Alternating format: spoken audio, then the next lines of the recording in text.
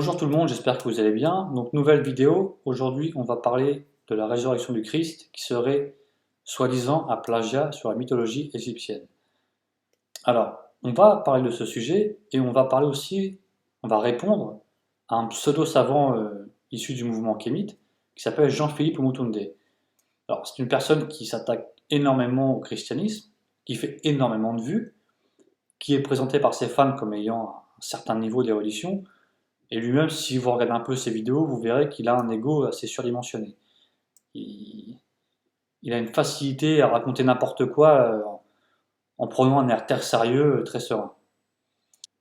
Alors, pour la résurrection du Christ, donc je vais partager une vidéo, n'est-ce pas, où Monsieur Omotunde partage une vidéo et commente ensuite. Donc on va l'écouter.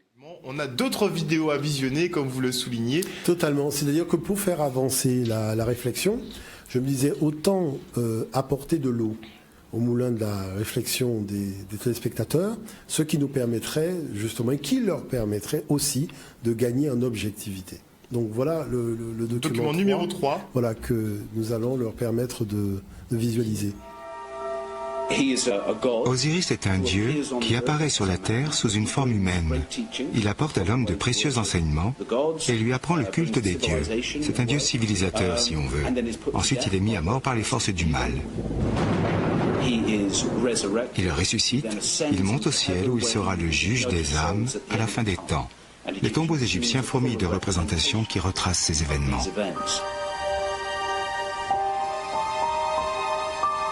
Dans l'Égypte ancienne, Osiris se trouve dans la constellation d'Orion.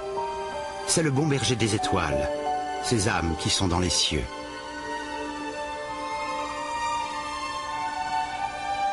C'est loin d'être la seule image mythique qui ait annoncé les concepts beaucoup plus tardifs du christianisme. Il découvre le Fils de Dieu, qui est le guide de l'humanité, qui va mourir, qui va descendre aux enfers vivants et les morts, qui va ressusciter le troisième jour, qui va monter à la droite de Dieu. Maria sait avoir un fils par Immaculée Conception qui est né le 25 décembre. Le 25 décembre sera la fête du divin enfant. Ça fait beaucoup de poésie. Donc comme vous avez vu, Omotunde partage un reportage et ensuite le commente. Alors, dans le reportage, il est question de la résurrection d'Osiris, et comme par hasard, Jésus serait aussi ressuscité. Et lui, il va plus loin, il va parler du Fils de Dieu, dans l'Égypte, qui serait ressuscité après 3 jours, et qui serait aussi né le 25 décembre. Alors ici, il est question d'Osiris et d'Horus. Parce que dans le reportage, il parle d'Osiris, et lui, quand il parle du Fils de Dieu en Égypte, qui ressuscite après 3 jours et qui est né le 25 décembre, il est question d'Horus. Alors, pour Osiris, ce qu'on va faire, c'est qu'on va regarder que disent les égyptologues sur l'histoire d'Osiris. Donc pour ça, je vais me baser sur 3 livres, principalement. Donc, le livre « La mythologie égyptienne » des professeurs Nadine Guillou et Janice Perret. Donc Nadine Guillou qui est égyptologue et Janice Perret qui est une spécialiste de la mythographie. Isabelle Franco qui est une égyptologue et Christian Lac qui est aussi un égyptologue. Donc, alors je ne vais pas vous lire directement les pages que j'utilise, je vais vous raconter l'histoire d'Osiris et je mettrai à l'écran les screens des pages que j'utilise pour tirer les informations que je vous présente. Alors, l'histoire d'Osiris, on sait qu'Osiris est le fils de Geb et de Nout, que Geb et Nout ont eu pour enfants Osiris, Horus l'Ancien, Seth, Isis et Nephthys. On sait aussi, par exemple, d'après certaines sources, qu'Osiris était marié à sa sœur Isis et que son frère Seth était marié à son autre sœur Nephthys. Alors, certaines sources de l'Égypte nous disent qu'Osiris aurait couché avec Nephthys, donc de l'adultère en trompant sa sœur avec son autre sœur. La vie d'Osiris est surtout marquée par son conflit avec son frère Seth, puisque son frère Seth était extrêmement jaloux de son frère Osiris. Un jour, il a décidé de fabriquer un cercueil de la taille d'Osiris, et au cours d'un dîner, il a réussi à faire en sorte qu'Osiris s'allonge dans le cercueil, il a fermé le cercueil, et il a balancé le cercueil dans les eaux du Nil. Par la suite, Isis a retrouvé le cercueil. Seth l'a su, et fou de rage, il a retrouvé le cercueil et il a découpé son frère en plusieurs morceaux. Alors, les récits égyptiens divergent sur le nombre de morceaux exacts, donc c'était pas important. Par la suite, Isis, avec l'aide de sa sœur Nephthys, a retrouvé tous les morceaux du corps d'Osiris. Alors d'après certaines variantes, il y a une partie du corps qui n'a pas été retrouvée, mais bon, ce n'est pas important. Et avec l'aide d'Anubis, ils ont fait la première momie.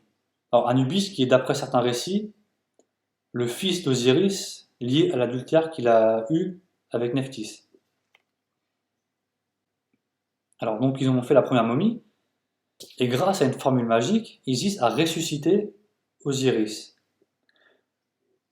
Mais le point le plus important, c'est qu'à aucun moment Osiris ne ressuscite avec son corps. C'est même pour ça que vous avez dans certaines images égyptiennes, dans les pyramides ou dans le papyrus jumalique, on voit Osiris allongé avec des épis de blé ou de maïs qui sortent de son corps. En fait, c'est la résurrection d'Osiris qui est vue de manière imagée avec la résurrection végétale. Mais jamais Osiris, quand il ressuscite, si on peut appeler ça une résurrection, il ne revient avec son corps. C'est quand il est dit qu'il est ressuscité, c'est qu'il est parti régner dans le monde des morts, ce qu'on appelle l'Occident. Donc c'est un point qui est complètement contraire au christianisme. Puisqu'on sait bien que dans le christianisme, comme on le voit en Jean 20-27 par exemple, que le Christ est ressuscité avec son corps. Puisqu'il dit à Thomas, avance ton doigt ici, et vois mes mains, avance ta main et mets-la dans mon côté, cesse d'être incrédule, sois croyant. Parce qu'il montre les marques des clous qu'il a, parce qu'il est bien revenu à la vie avec son corps. L'Osiriris à aucun moment ne revient à la vie avec son corps. Ce n'est même pas une résurrection à proprement parler. Et en plus, même les raisons. Osiris est mort à cause de son frère, la jalousie de son frère Seth. Il est mort en ayant été découpé, ce qui n'a rien à voir avec le Christ, puisque le Christ est mort sur une croix, et les raisons de sa mort, c'est qu'il est venu pour mourir, comme il est dit en Marc 10,45, car le Fils de l'homme n'est pas venu pour être servi, mais pour servir et donner sa vie en rançon pour la multitude. Le Christ est venu sur terre pour mourir. Ça n'a rien à voir avec Osiris, que ce soit les raisons de la mort, la façon dont il est mort, et ce qui s'est passé après. Il n'y a aucun rapport.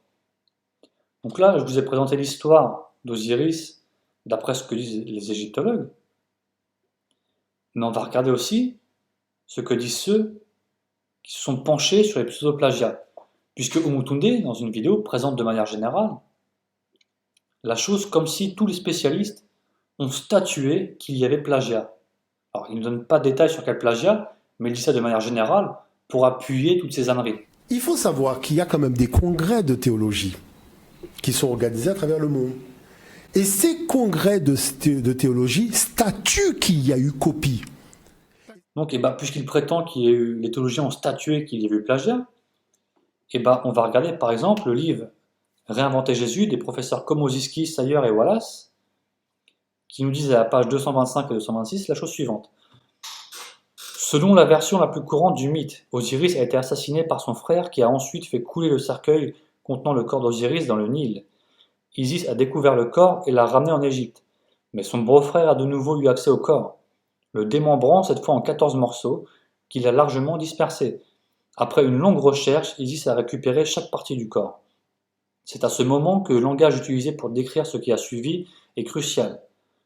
Parfois, ceux qui racontent l'histoire se contentent de dire qu'Osiris est revenu à la vie, même si ce langage prétend bien plus que le mythe ne le permet. Certains écrivains vont même plus loin et font référence à la prétendue résurrection d'Osiris. Un universitaire libéral illustre le parti pris de certains écrivains lorsqu'ils décrivent le mythe païen dans le langage chrétien. Le cadavre d'Osiris flotta dans le Nil et il revint à la vie, ceci étant accompli par un baptême dans les eaux du Nil. Cette utilisation biaisée et bâclée du langage suggère trois analogies trompeuses entre Osiris et le Christ. Premièrement, un Dieu sauveur meurt. Deuxièmement, il connaît ensuite une résurrection. Troisièmement, accompagné du baptême d'eau. Écoutez bien le commentaire. Mais les prétendues similitudes ainsi que le langage utilisé pour les décrire s'avèrent être des fabrications de l'érudition moderne et ne font pas partie du mythe original. Les comparaisons entre la résurrection de Jésus et la réanimation d'Osiris sont grandement exagérées. Toutes les versions du mythe ne font pas revivre Osiris. Dans certaines, il devient simplement le roi du monde souterrain. Les tentatives de trouver un analogue du baptême chrétien dans le mythe d'Osiris sont tout aussi farfelues. Le sort du cercueil d'Osiris dans le Nil est aussi pertinent pour le baptême que le naufrage de l'Atlantide. Donc on voit bien que ce que disent ces spécialistes, ces théologiens, que non, il n'y a pas de rapport en fait. Même le langage utilisé, normalement, ne devrait pas être le même. Donc ceux qui prétendent à un plagiat en disant qu'Osiris est ressuscité, qu'il revint à la vie et a eu un baptême dans les eaux du Nil, c'est de l'exagération. On peut en citer encore d'autres. On a les professeurs Gregory Boyd et Paul Rhodes Eddy qui nous disent dans le livre La légende de Jésus la chose suivante. Pour ce qui est du dieu égyptien Osiris, il n'y a pas de résurrection en soi. Le dieu est assassiné et son corps est démembré et dispersé. Les morceaux de son corps sont finalement récupérés, rassemblés et réunis. Et le dieu rajeunit. Cependant, il ne retourne pas à son mode d'existence originel, mais se rend aux enfers où il devient un dieu puissant. C'est ainsi que Smith conclut, en aucun cas on ne peut dire qu'Osiris est ressuscité dans le sens requis par le modèle de la mort et de la résurrection. Donc, on voit bien que la résurrection d'Osiris n'a en soi aucun rapport avec la résurrection chrétienne. On a aussi un commentaire qui est très intéressant des professeurs Stanley Porter et Stéphane Bédard, qui nous disent la chose suivante. Osiris a un statut important parmi tous les autres dieux égyptiens. Comme l'explique l'égyptologue Budge, à aucun moment dans la longue histoire de l'Égypte, nous ne trouvons que la position d'Osiris a été usurpée par un autre dieu. Au contraire, c'est Osiris qui est fait pour usurper les attributs et les pouvoirs des autres dieux. Dans un système religieux où les dieux qui étaient autrefois considérés comme le dieu suprême sont ensuite absorbés par d'autres dieux. Il s'agit là d'une réalisation importante. Au cours de la longue carrière, à travers l'évolution et les fusions avec d'autres dieux, Osiris a été identifié à de nombreux attributs. Osiris a commencé en tant qu'esprit de la végétation, mais s'est rapidement développé, comme l'explique Budge. Il n'y a guère de dieu local de quelque importance auquel, tôt ou tard, Osiris n'ait été identifié. En tant qu'esprit des grains, esprit des arbres, dieu des animaux, dieu des reptiles, dieu des oiseaux, tous furent absorbés par Osiris, et des ajouts à ces attributs continuèrent à être faits jusqu'à ce que sa forme originale disparaisse sous une masse de descriptions confuses et souvent contradictoires. Il est donc extrêmement facile de comparer Osiris avec d'autres dieux, car il y a en lui presque tout un panthéon avec lesquels travailler. La popularité de ces mythes se manifeste par le fait qu'il y a encore aujourd'hui des gens qui continuent à vénérer Isis et Osiris. Donc en gros, ce qui nous explique, donc on voit bien que la résurrection d'Osiris n'a aucun lien avec la résurrection de Jésus. Aucun. C'est comme si par exemple vous demandez à un pompier aujourd'hui d'une caserne, d'une ville moyenne en France, qui est à la retraite d'écrire un livre sur sa carrière. Dans 100 ans, vous demandez à un pompier d'une ville moyenne en Australie d'écrire un livre sur sa carrière, vous allez retrouver des similitudes, parce que les deux sujets ont un lien. Donc c'est normal que, en ce qui concerne la spiritualité ou les religions, dans n'importe quel endroit du monde, vous allez retrouver des correspondances. Ça ne veut pas dire qu'il y a eu plagiat. Il faut vraiment être un complexé, sinon pour avoir des plagiats partout. Ce qui est sûrement le cas de M. Mutunde. Alors pour la suite, pour Horus, donc on va le réécouter. Il découvre le Fils de Dieu, qui est le guide de l'humanité, qui va mourir, qui va descendre aux enfers vivants et les morts, qui va ressusciter le troisième jour, qui va monter à la droite de Dieu. Maria sait avoir un fils par Immaculée Conception qui est né le 25 décembre. Le 25 décembre sera la fête du divin enfant. Ça fait beaucoup de poésie.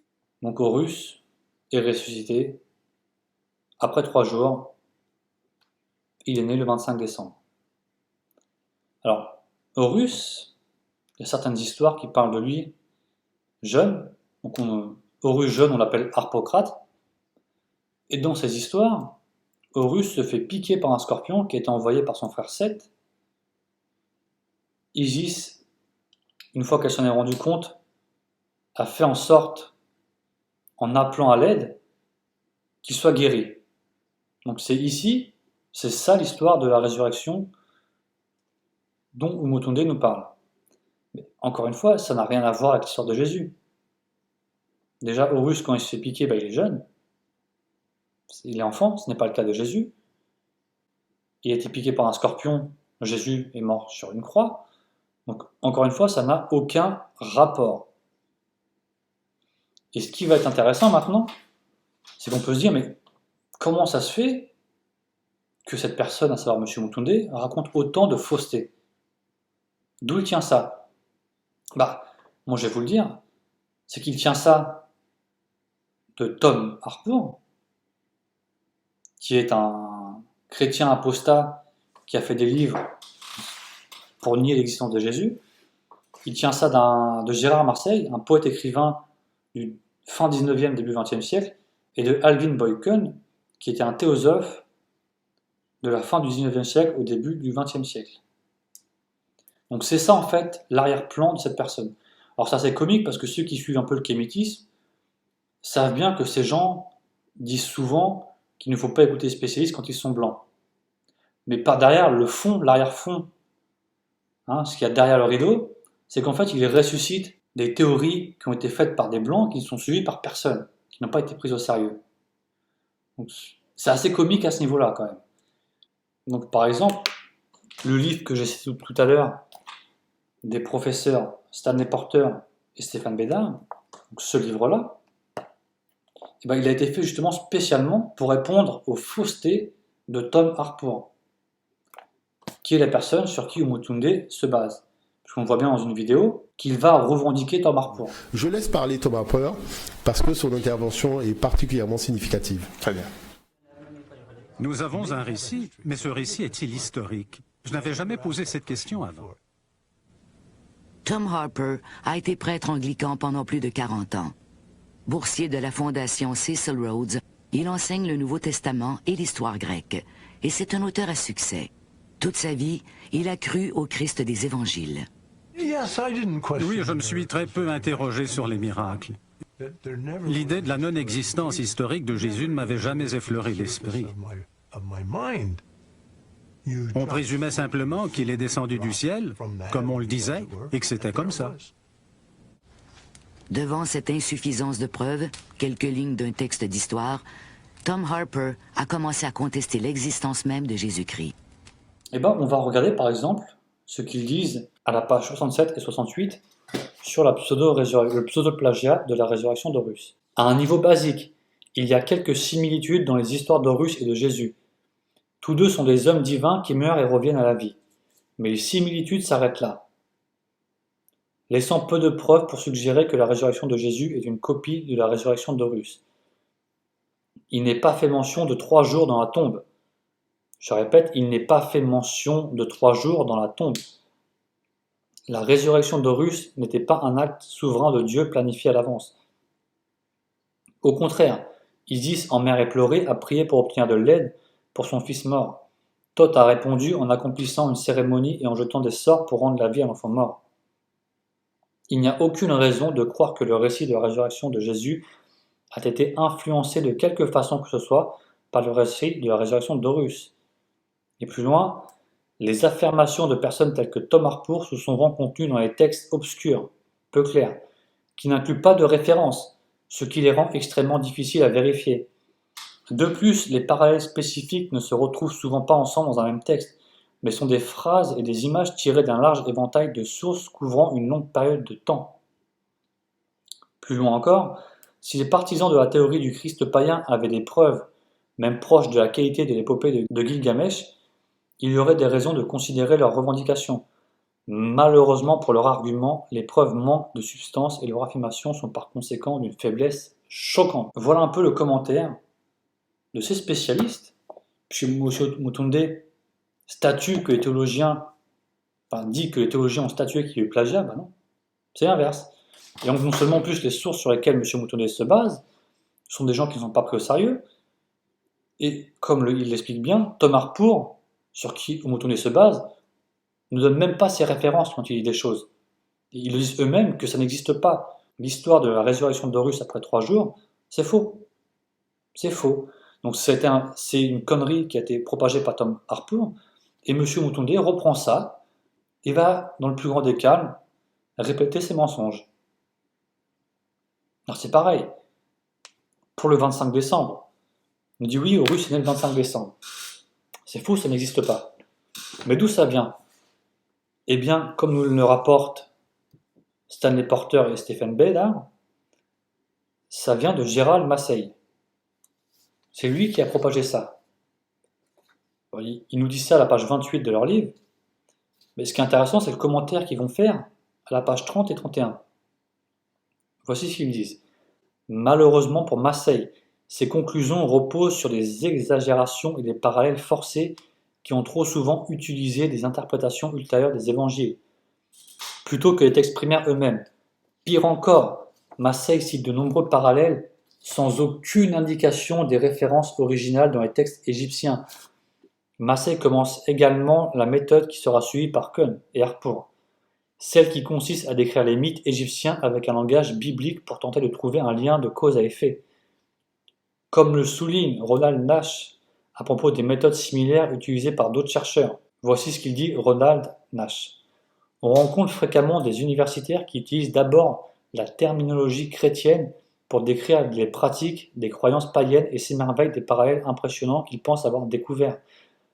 On peut faire beaucoup pour prouver le syncrétisme chrétien primitif en décrivant une croyance ou des pratiques mystérieuses selon la terminologie chrétienne. Ensuite, il commente « Bien que l'œuvre de Gérald Massey soit un regard intéressant et divertissant sur la pensée religieuse au niveau de la religion comparée du XIXe siècle, ses défauts l'empêchent de jouer le rôle de tournant dans la compréhension de l'histoire de Jésus telle qu'elle a été acceptée par des écrivains ultérieurs tels que Tom Harpur ou Boyd Cohn. » Donc, c'est encore extrêmement intéressant, c'est toujours le même sujet qui revient.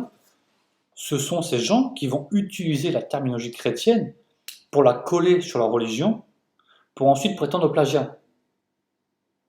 C'est ce qui est ressorti dans cette vidéo. Que ce soit la résurrection, le 25 décembre, ressuscité après 3 jours.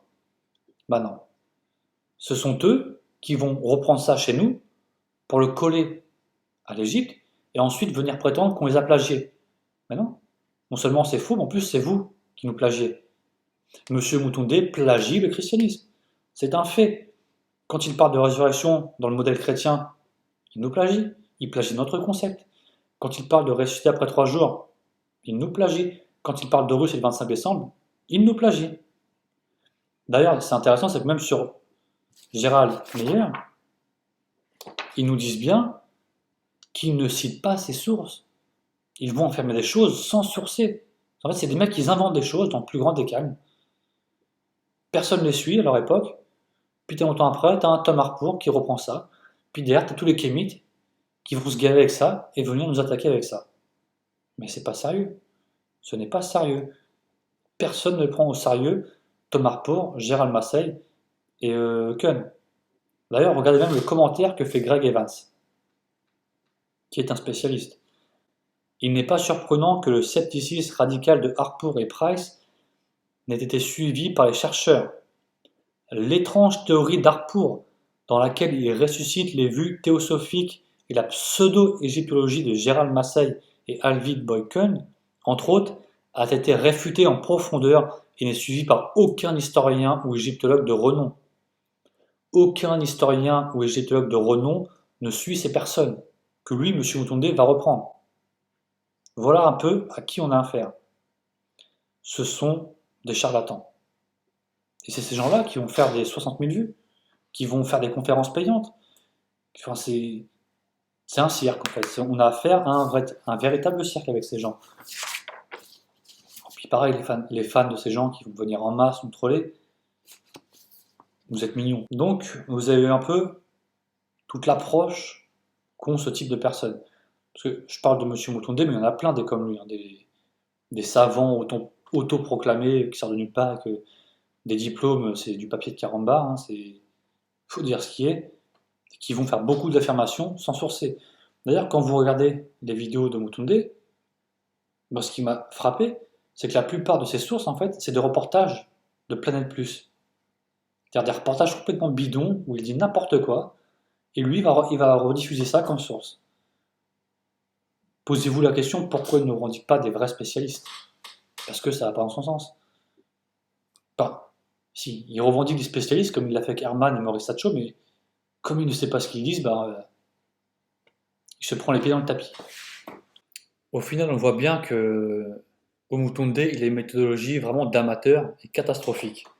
Parce que, en fait, avec une telle méthodologie, on peut nier tout et n'importe quoi. En fait, c'est tellement pas scientifique et c'est tellement ridicule on peut faire tout ce qu'on veut. Regardez-moi, avec la même méthodologie que cette personne, je vais adopter une méthodologie de Kémite, je vais vous prouver que le Titanic n'a jamais existé et que c'est un mythe.